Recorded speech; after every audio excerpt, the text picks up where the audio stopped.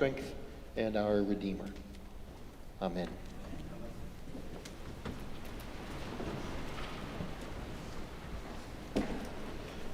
A great spiritual malady of our day is loneliness, isolation.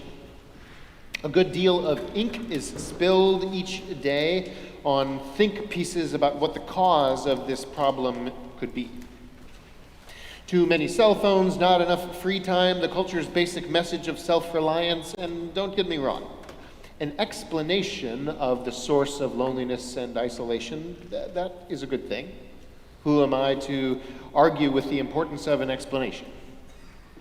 But I think that the spiritual malady of isolation, it cries out not so much for explanations, but solutions. Spiritual malady of loneliness, it cries out not so much for answers, but accompaniment. And if I might go out on a limb, I think that if we are looking for solutions about what to do with our spiritual maladies, we might look to the Bible. Controversial coming from one like me, I know, but there it is.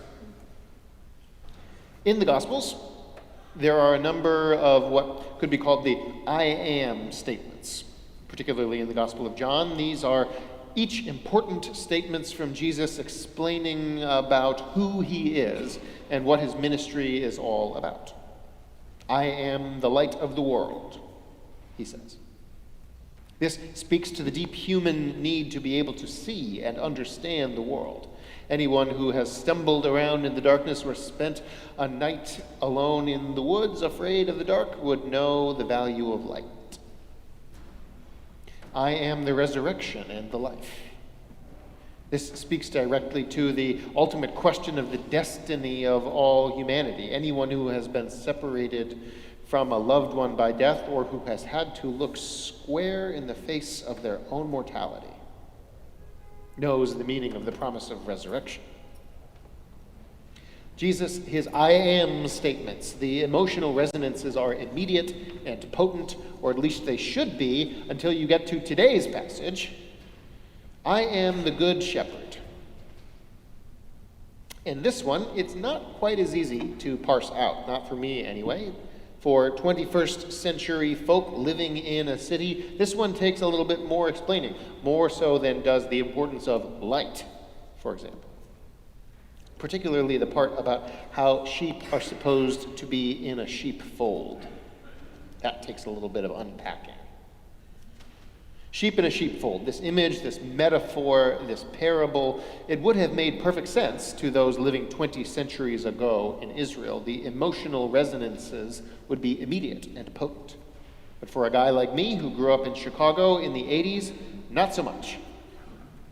But luckily, I know someone who knows exactly what a sheepfold is and why it is so important. And that is my wife, Heather. She didn't grow up on a farm or anything. She grew up in Brooklyn. She grew up on egg creams and Bialys, not shepherds, crooks, and sheepdogs. But nevertheless, 20 years ago, found her working as a shepherd in western Massachusetts, in the Berkshires. Now, I don't mean a figurative shepherd. I mean a literal herder of sheep, 300 some odd Icelandic sheep, to be specific. But this sheep farm, it was just getting started. They were just getting set up. They didn't have anything ready. And for the 6 months or so that Heather worked there was one critical piece of sheep herding equipment that Heather and her sheep did not have: a sheepfold. Now, a sheepfold is a wood or stone enclosure with walls about like 3 or 4 feet high. And the lack of this sheepfold caused no end of trouble. They had just this weak portable electric fence that the more motivated sheep would constantly break through in order to go off and pursue their sheepy dreams of greener pastures just on the other side of the fence. And on one occasion, this meant that the whole flock broke loose and ran off into a nature preserve. Now, these unwitting sheep did not understand that the fence stopped them from going into the nature preserve because the nature preserve was filled with quicksand. Did you know that there's quicksand in Massachusetts? I sure didn't. Heather sure didn't. Those sheep sure didn't.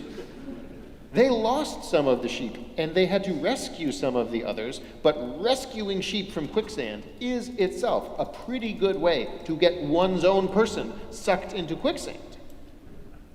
All that trouble because they didn't have a good sheepfold.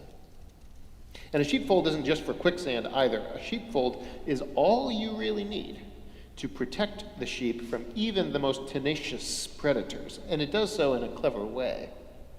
In Jesus' day, the sheepfold was there because of the threat of wolves. For Heather and her sheep, the predators were coyotes.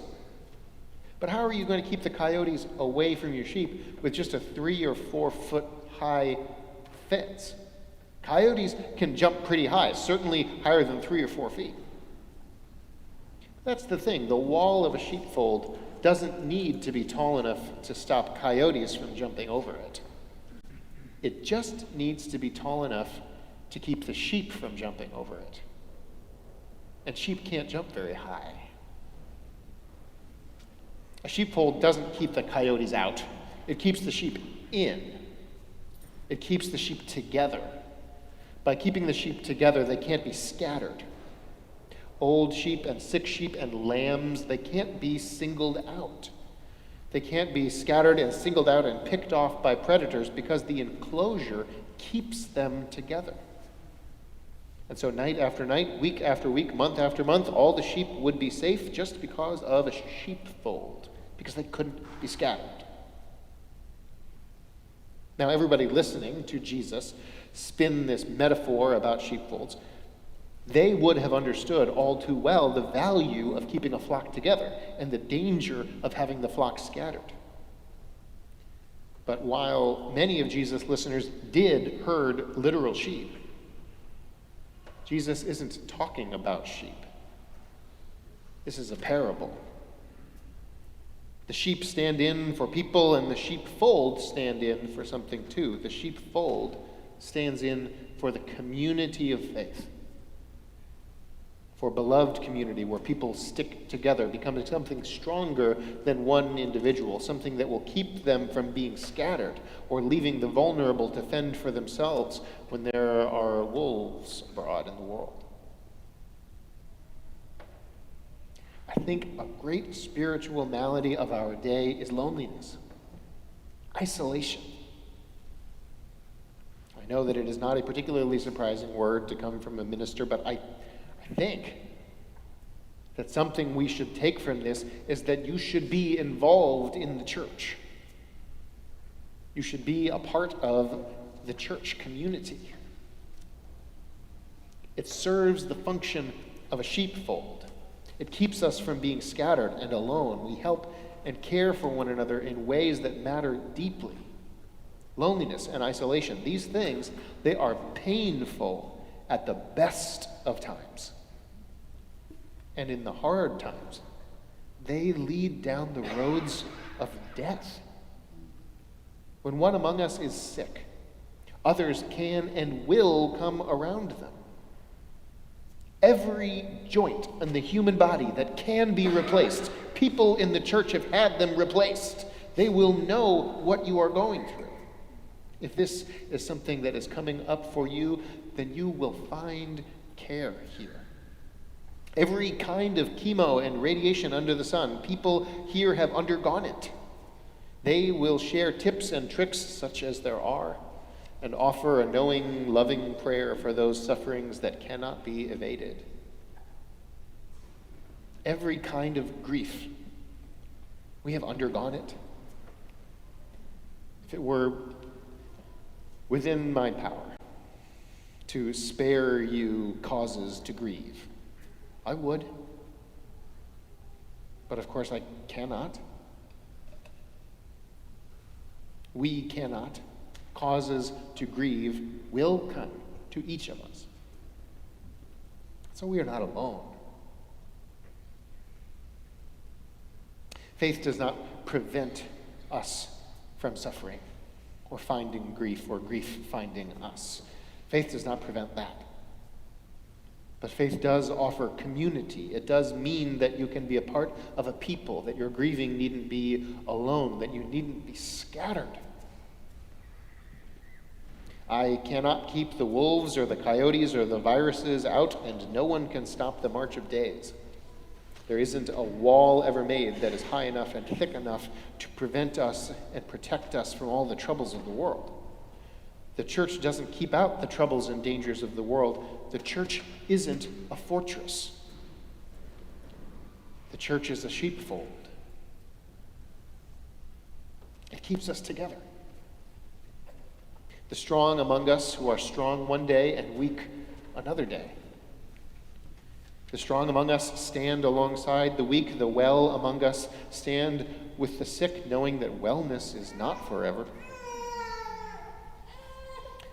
Be a part of the church. If you are sick, we are glad that you are here. We cannot be the church without you. If you are well, we are glad that you are here. We cannot be the church without you. If you are grieving, we are glad that you are here. We cannot be the church without you. If you are celebrating, we are glad that you are here. We cannot be the church without you. That is what I want you to know. We cannot be the church without you. Be a part of this community. Come alongside these people. Be accompanied. We cannot be the church. Not without you. Thanks be to God. Amen.